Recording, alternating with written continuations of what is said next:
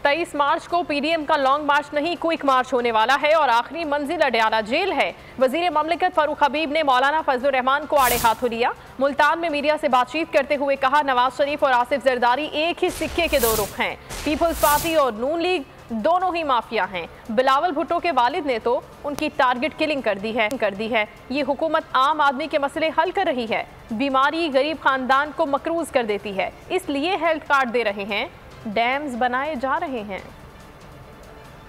फजलुर रहमान को आप देख लें कि आज उन्होंने कहा जी हम 23 मार्च को लॉन्ग मार्च करेंगे। आप 23 मार्च को लॉन्ग मार्च नहीं करेंगे, आपका क्विक मार्च होने वाला है। और ये जितना चोरों का टोला है, इनका कि जो आखिरी आरामगाह है वो अडयाला जेल है।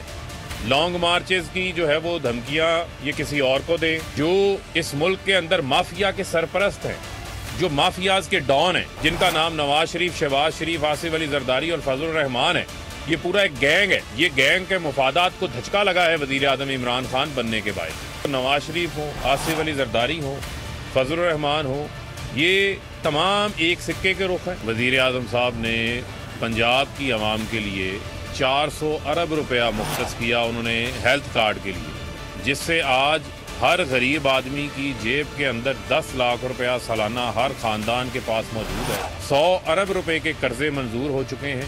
34 अरब रुपया जो है वो तकसीम किया जा चुका है। अब वो लोग जो किराए के मकानों में रहते थे, आज उनका अपना छत बनाने का ख्वाब पूरा हो रहा है। इसके अलावा 10 डैम्स का सिलसिला जो है वो शुरू कर रखा है। सब्सक्राइब करें और बेल दबाएं ताकि कोई खबर रह न जाए।